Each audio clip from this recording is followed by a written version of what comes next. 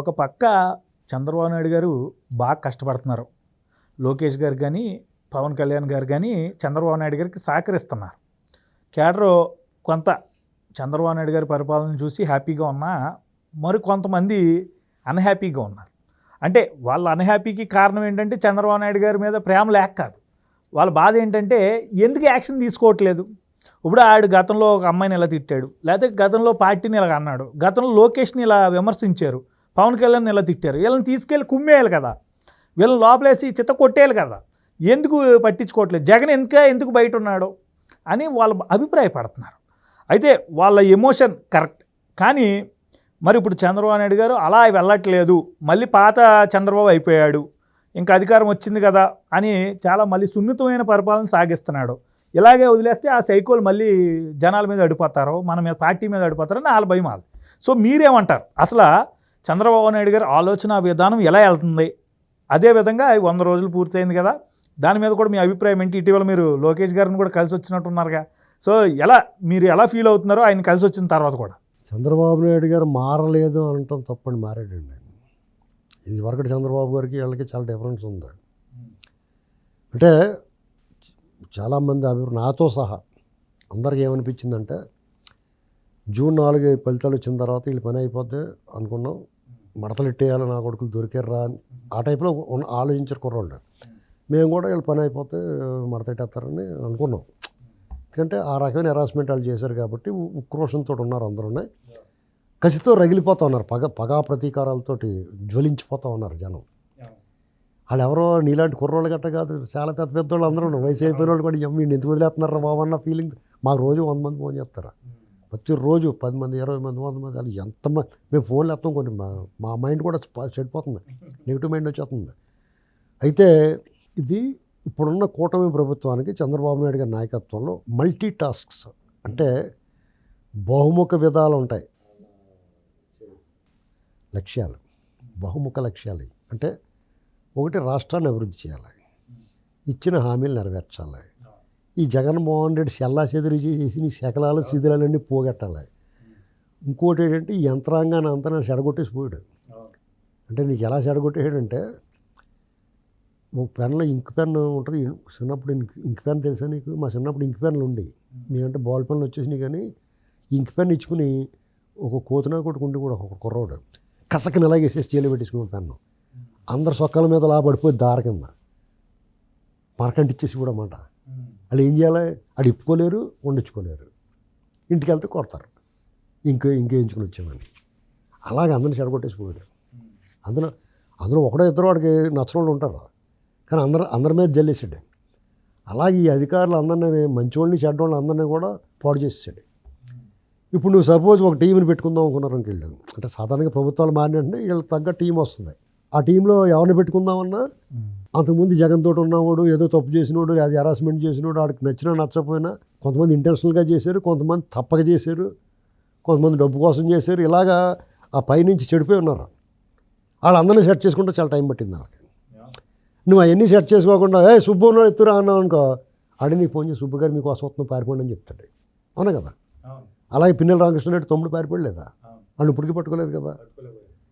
అలా ఉంటుంది అన్నమాట. అందుకని ప్రిపేర్డ్గా ఉండాలి ఒకవేళ తీసుకురావాలన్నా. ఇప్పుడు చట్ట ప్రకారం శిక్షించాలన్నా కోర్టు ఆదేశాలు ఇస్తుందండి, ఆయన అరెస్ట్ చేసి రమ్మని. ఏమోనండి వాళ్ళు కనపడతలేదంటే ఏం చేస్తారు పోలీ, వాళ్ళు వెళ్ళరు కదా జడ్జి గారు. మరి అంతకుముందు మరి జడ్జి గారు ఆదేశాలు ఇచ్చిన వాడు పట్టించుకోలేదు కదా. అవునా కదా, మరి జడ్జి గారు ఏమీ చేయలేదు అంటావా? వాళ్ళు తిట్టిన వాళ్ళు కూడా వాళ్ళు ఏం చేయలేకపోరు కదా. ఇది వీళ్ళు కొంచెం వాళ్ళు ముందే చెప్పారు, వాళ్ళకే మనకే తేడా ఉంటుంది, వాళ్ళ మనం చెయ్యమన్నారు. వీళ్ళందరూ ఏమనుకున్నారు, నాతో సహా చాలామంది ఏమనుకున్నారు అంటే వాళ్ళు అరాచకం చేశారు, దుర్మార్గం చేశారు, అక్రమ కేసులు పెట్టారు, అందరి మీద దాడులు చేశారు, అవినీతి చేశారు, లాక్కున్నారు, ఇవన్నీ అలా వీళ్ళు చేయనంటున్నారు. మంచిదే, కానీ నచ్చదు. అది ఓంకారనాదాలని పాడితే వాడికి నచ్చదు కదా. అందరూ రగిలిపోతున్నప్పుడు ఒరే భలే ఫైటింగ్ వస్తుందిరా బాబు ఇప్పుడు అనుకున్నాడు సినిమాలోని దేవుడి పాట వచ్చిందనుకో, ఎవరికైనా నచ్చదు కదా. కానీ వీళ్ళు అర్థం ఏంటి, అందరూ అర్థం చేస్తున్నారు, వీళ్ళకి ఏమి చేయకుండా వీళ్ళు మంచి పేరు తెచ్చుకోవడం కోసం ఇలా చేస్తున్నారు వీళ్ళు అనుకున్నారు. అందరూ అనుకుని కోపం వచ్చేసింది అందరికీ, అలిగేశారు. అది ప్రేమాగ్రహం, ధర్మాగ్రహం. ఆ ఆగ్రహం ధర్మమే. ఎందుకంటే ఇంత అన్యాయం చేసేటి నేను ఎందుకు వదిలేస్తానులాగా. సోషల్ మీడియాలో ఇష్టమైనట్టు దారుణంగా మాట్లాడుతున్నారు లోకేష్ గారిని. మనల్ని మాట్లాడింది వదిలేసి ఆ హోమ్ మినిస్టర్ గారిని వాళ్ళని కూడా ఇప్పటికే మాట్లాడుతున్నారు. వాళ్ళు ఎందుకు వదిలేస్తున్నారు? వాళ్ళు ఎలా వదిలేస్తబట్టే కదా నోరెత్తున్నాడు. జగన్మోహన్ రెడ్డి బయటకు వచ్చి ఇంకా అబద్ధాలు ఆడుతున్నాడు. లేదా కొడాలి నానిని వదిలేశారు, వల్లభనేని వంశీని వదిలేశారు, అటు ఇష్టం మాట్లాడాడు. పెద్దిరెడ్డిని వదిలేసి నేను అన్యాయం చేస్తున్నాడు, ఫైల్ తగలెట్టేస్తున్నాడు. వీళ్ళు ఎందుకు వదిలేస్తారు? ఇలా బాధపడుతున్నారు అర్థం ఉంది. ఇది గమనించి ఒకటి, పిన్నెల రామకృష్ణారెడ్డి అరెస్ట్ చేశారు. వాళ్ళ తమ్ముడు పరారీలో ఉన్నాడు. ఆడ పరారీలో ఉన్నంత వరకు ఆడ సేఫ్. ఏంటి సేఫ్ ఎలాగా? యాక్చువల్గా ఆడు పరారీలో ఉన్నప్పుడు నాట్ సేఫ్. ఆడు హాయిగా మనశ్శాంతి ఉండదు ఆడికి. ఆడు బతకలేడు. ఆడు అరెస్ట్ అయిపోయాడు ఇంకో వీళ్ళు చాలా పద్ధతిగా ఉన్నారు. అందంగా అరెస్ట్ చేస్తారో, నోటీస్ ఇచ్చాను పంపిస్తారో, లేదా రిమాండ్ చేసి మళ్ళీ కోర్టు ద్వారా బెయిల్ తెచ్చుకొని ఇస్తారు. అది వాడి మీద అవసరమైతే ఇంకో కేసు పెడతారు. ఇలా దాక్కున్నంతసేపు వాడు ఎవడో వేసేయడం గేట్ పరిస్థితి. అవునా కదా? వాడి మీద దుబ్బదేలు ఉన్న వాళ్ళు ఉంటారు కదా. ఎందుకు జగన్మోహన్ రెడ్డి సైడ్ వాళ్ళు ఎవరో వేసేసి వేస్తారు కదా. అదొకటి. సరే ఆడు పారిపోయినాడు.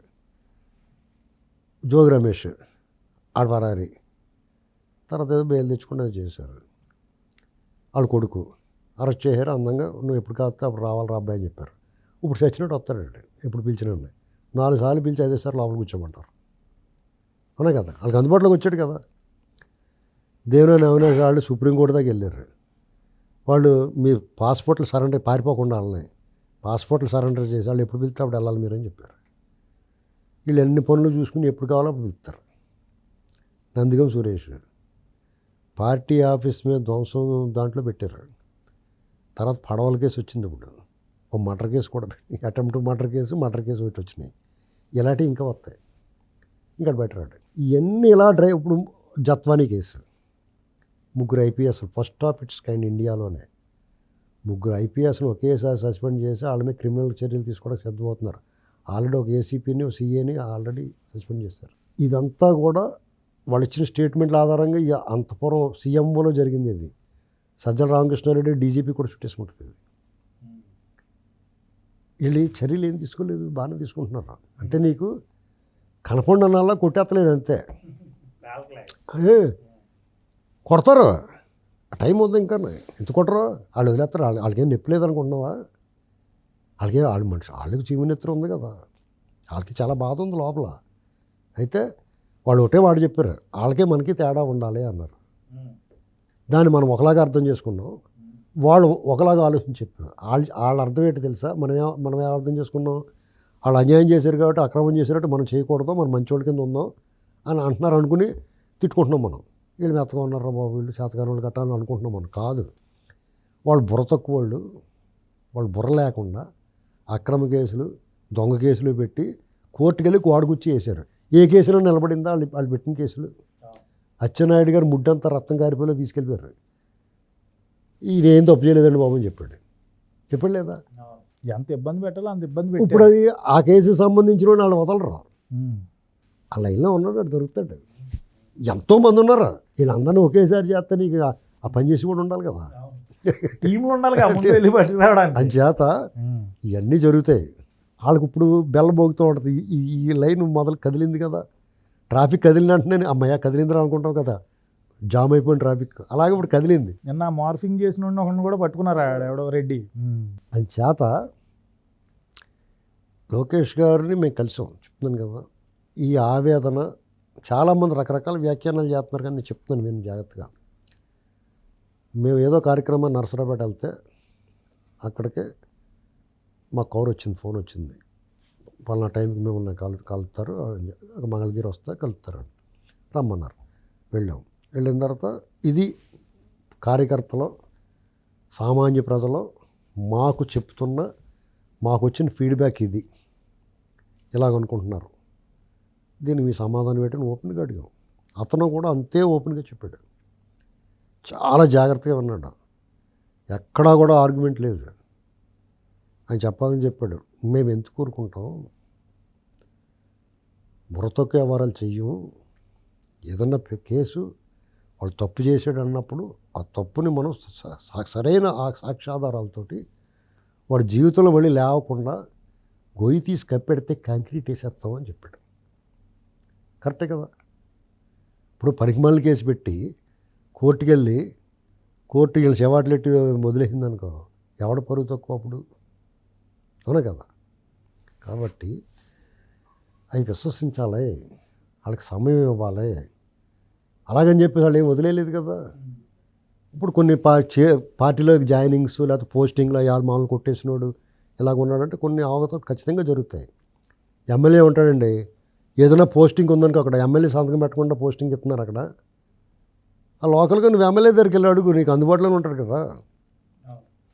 ఇవన్నీ కాదండి, నీకు చాలా అన్యాయం జరిగిపోయింది, నువ్వు వెళ్ళి నిలబడి అడుగు, తప్పే ఉంది. నేను ఆడ కొడతాడు అప్పుడు అంటే వైసీపీ అంటే నీకు కొట్టారు పోలీసు వాళ్ళు, ఈ మాట లేదు, వాళ్ళు ఎందుకనరు? అవునా కదా. నీ న్యాయం ఇప్పుడు నేనేం చెయ్యటం ఆపడు కదా.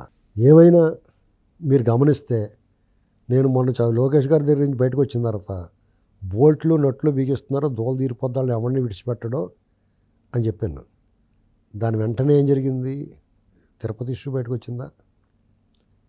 ఆడు చాప్టర్ క్లోజ్ అయిపోతుంది తెలుసా మీకు. మీరు ఏదో అనుకుంటున్నారు జగన్మోహన్ రెడ్డి క్లోజ్. చంద్రబాబు నాయుడు గారు సరైన సమయం చూసి సరైన ఇష్యూ తీసుకొచ్చి దాని మీద పూర్తి సాక్ష్యాధారాలు తీసుకుని ఆ నాణ్యత పరీక్ష చేయించి అందులో ఏం వాడుతున్నారో వీడు ఎంత అపచారం చేశాడో ఎస్టాబ్లిష్ చేసి బాంబు పేల్చాడు.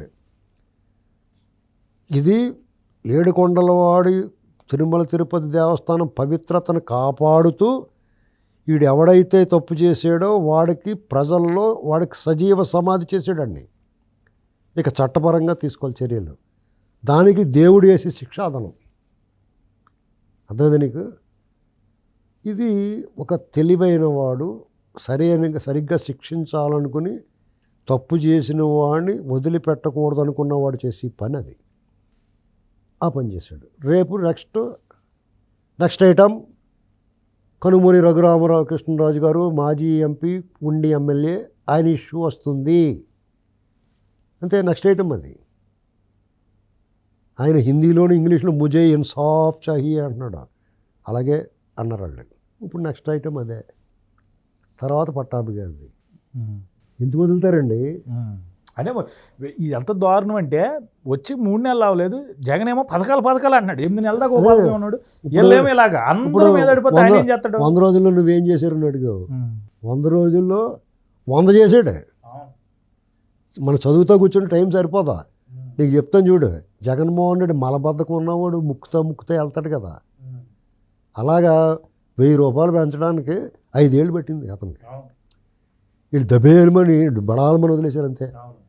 1000 రూపాయలు 3000 4000 చేసాడు. ఏప్రిల్ మే జూన్ 3ది కూడా 7000 జూలై 1వ తారీఖు ఇచ్చేసాడు. వాళ్ళ గ్యాంగ్ అవసరం లేకుండా ఇంటికి అప్పు చెప్పాడు. అవును కదా. జూలై 1 ఇచ్చే చేతిరి తెలియదు, ఆగస్ట్ ఇచ్చాడు. సెప్టెంబర్లో వానలో కూడా ఇచ్చారు సెప్టెంబర్ 1వ తారీఖు. ఇంక 10 రోజులు పోతే రేపు మళ్ళీ అక్టోబర్ 1 వచ్చాం. ఉద్యోగస్తుల జీతాల 1వ తారీఖు పడితే గిల్లి చూసుకున్నారంట వాళ్ళు. ఏంటి మనకు నిజమైన ఆయుధాన్ని ఆడున్నప్పుడు బతుకు 5 ఏళ్ళలో ఎప్పుడన్నా 1వ తారీఖు ఇచ్చాడు జీతాలు. ఈ శాంపుల్ మెగా డిఎస్సి 5 లక్షల నుంచి 10 లక్షలు డ్వాక్రా రుణాలు పావుల వడ్డీకి. ఇది అయ్యవార్లకి 10,000 నుంచి 20,000 చేశాడు. అర్చకులకి, నాయి బ్రాహ్మణులకి. వీళ్ళు చెప్పుకోవడం చేత కదా టీడీపీ వాళ్ళకి. రోజు ఎవడు చెప్తాడు మాలటుడు? కంఠస్థ పట్టుకు రావాలి. ఆయన చేసిన పనులు 100 ఉన్నాయి. రేపో మాపో 3 సిలిండర్లు ఇచ్చేస్తా అంటున్నాడు దీపావళికి. ఇవన్నీ కాకుండా అమరావతి జంగిల్ క్లియరెన్స్, అమరావతి విషయం చూస్తున్నారు పక్క నుంచి. పోలవరం లైన్లో పెడుతున్నారు. పెట్టుబడులు ఎలాగా? భోగాపురం విమానాశ్రయం, గన్నవరం విమానాశ్రయం నుంచి డైరెక్ట్ ఇంటర్నేషనల్ ఫ్లైట్లు మొదలెట్టిచ్చేస్తారు. ఇప్పుడు ఢిల్లీకి డైలీ ఫ్లైట్ వేయించేసాడు. ఇప్పుడు వీడు ఉండగా ఆ క్యాబ్లో కూడా ఏడ్చారయ్యా. చాలా దారుణమైన పరిస్థితి వచ్చి ఒక రకమైన కళ వచ్చేసింది మొక్కల్లో అందరికైనా. ఇంకో అసలు విషయం ఏంటంటే ఈయన 100 రోజులు ఏం చేశాడు? సంక్షేమ పథకాలు ఇచ్చాడు, ఇచ్చిన హామీలు నెరవేర్చాడు. సిగ్గు లేకుండా వీడు వచ్చి అమ్మఒడి, గోరు ముద్ద, నీ బొక్క ముద్ద అంటున్నారు అందరూ. ఉన్నాయి మా ఊళ్ళో అన్నాడు, నీ బొక్క ముద్ర అది ఎవరికి కావాలా, నీ తోలు తీసేస్తే చూడాలన్నది మాకు అంటున్నారు. అయినా సరే చంద్రబాబు గారు తను ఇచ్చిన హామీల కూటమి ఇవన్నీ అనవసరం అండి. పవన్ కళ్యాణ్ గారు మాట్లాడినారు ఒకసారి తెలుస్తుంది మీకు, ఆయన ఏం మాట్లాడాడు. వరదలు వచ్చినప్పుడు చంద్రబాబు నాయుడు గారి చేతుల్లో భద్రంగా ఉన్నారు వీళ్ళు. అదే అతని చేతిలో ఉంటే ఏమైపోతురు, దగ్గరుండి గొట్లు తగ్గొట్టిచ్చేద్దాడు, మొత్తం ముంచేద్దాడు. అన్నమయ్య గేట్లు అప్పుడు ఏం చేసాడు, పెళ్ళికి వచ్చాడు. అలా ఓఎస్డీ కొడుకు పెళ్ళికి వచ్చి కేసీఆర్తో కూర్చొని ఏడ్చిన పప్పు జీడిపప్పు తింటా కూర్చున్నాడు. అదే టైంకి భువనేశ్వర్ గారు మన్నాడు అసెంబ్లీలో, మన్నాడు వెళ్ళాడు, అప్పుడు వెళ్ళలేదు, అసెంబ్లీలో కూర్చుని భువనేశ్వర్ గారు వీళ్ళు ఇష్టం మాట్లాడుతుంటే పిచ్చి చూపులు చూస్తే ఎరినవ్వులతో కూర్చున్నాడు. ఆ టైంకి ఆవిడ అక్కడ తిరుపతిలో ఈ ఎన్టీఆర్ ట్రస్ట్ ద్వారా వాళ్ళందరికీ బాధితులు అందరికీ సహాయం చేస్తూ ఉన్నారు. ఈడు అసలు మాట్లాడే అర్హత ఉంది ఎవరి గురించి అన్నానే. నిన్న కూడా ప్రెస్ మీట్ పెట్టి నువ్వు గోరుముద్ద ఎట్టావా, అమ్మఒడి ఇచ్చావా, ఇవ్వడం ఏంటి, ఏం బిక్తావు, నువ్వెవడో చెప్తానికి, వాళ్ళు ఇస్తాడు అనుకుని ఇస్తారు. ఇలాగ అంటున్నారు జనం. మాకు ఇస్తాడవా చంద్రబాబు నీకేటి అంటున్నారు. ఎందుకంటే వాళ్ళు నమ్మకం. నువ్వు ఒక 1000 రూపాయలు పెంచాక 5 ఏళ్ళు పట్టింది నీకు, టకాలమని పెంచాడు, రేపు ఇవ్వండి బాబు గారు అంటున్నారు వాళ్ళు. ముందాడు సంగతి చూడండి, రానివ్వండి బాబు ఇతను కానీ సొత్తు చిరాకు వస్తుంది మాకు అంటున్నారు. అలా కాదే బాబు, మనం అలా చేయకూడదు, మనం ఇదిగో ఇది పట్టుకెళ్ళండి, మీరు తీసుకోండి, ఆ సంగతి నేను చూస్తానులే అని ఆయన బతిమాలుతున్నాడు. చంద్రబాబు గారు మనం అలా చేయకూడదు, నీ అదృష్టం చంద్రబాబు నాయుడు గారిలో ఉన్నాడు కాబట్టి నీకు మళ్ళీ కక్ష తీర్చుకోవాలంటే మిమ్మల్ని అలా రానిస్తాడు బయటికి. మీది ఏదైనా సరే చట్ట ప్రకారం మీరు తప్పు చేశారు కాబట్టి దొరికేది మీకు భయం. అది వీళ్ళు చేయక ముందే నువ్వు అరుస్తామాలంటేసి ఒక ఢిల్లీ వెళ్ళిపోయి లేకపోతే దిగిపోమంటాను ఏంటి. ఇలాగంటే చంద్రబాబు గారు భయస్తుడు కదా, ఇంక మాట ఏమనుకుంటే మానేస్తాడని. ఆయన ఏం భయస్తుడు కాదు, తాట తీసేస్తాడు. ఒక రకంగా లోకేష్ గారు కుర్రోడైనా కానీ అతనే సమయంలో పాటిస్తున్నాడు. మిజరబుల్ ట్రీట్మెంట్ అన్నాడు చంద్రబాబు గారు. అదేంటో చూడు.